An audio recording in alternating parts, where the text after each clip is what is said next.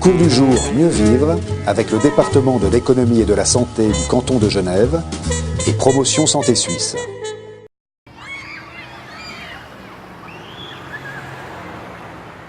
Notre programme Marcher et Manger Malin a 9 recommandations. Une d'entre elles touche à l'activité physique régulière et prône 60 minutes d'activité physique régulière pour un adulte et 30 minutes pour un enfant. Il y a des astuces extrêmement simples. Quand vous prenez le bus, vous descendez un arrêt avant, voire 2 arrêts avant.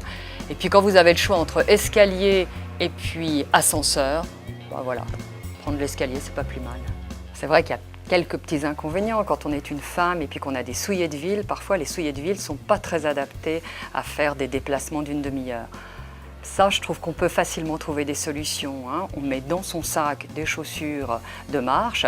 Je me souviens aux États-Unis, à New York, 15 ans en arrière, toutes les femmes avaient des baskets en plein New York. Je trouvais ça hallucinant. Aujourd'hui, faire ça, ça me semble tellement naturel et facile. Ici, on a parlé des comportements individuels qui sont de l'ordre de notre propre responsabilité. Mais on a aussi vu que la plupart des trajets étaient dans le cadre du travail et des entreprises ont mis en place des plans de mobilité tout à fait intéressants. Donc nous avons mis en place un projet mobilité qui visait d'abord à renverser la vapeur, c'est-à-dire à ne plus demander aux collaborateurs d'utiliser son véhicule privé pour les déplacements professionnels et de fournir à ses collaborateurs, en fonction de la typologie de prestations qu'ils faisaient et en fonction des tournées qu'ils avaient à faire, le bon mode de déplacement.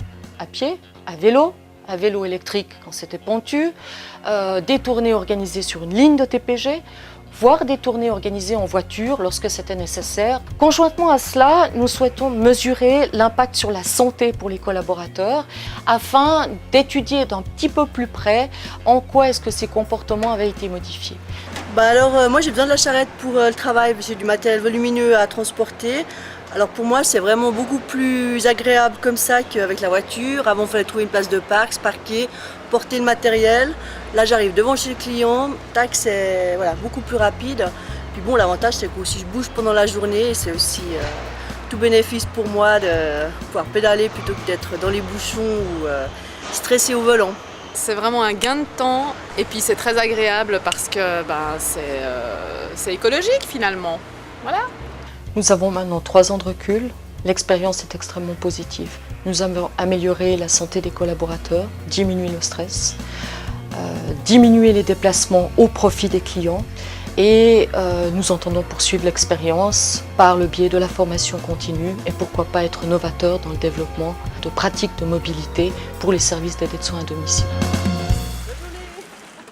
Le cours du jour Mieux vivre avec le département de l'économie et de la santé du canton de Genève et Promotion Santé Suisse.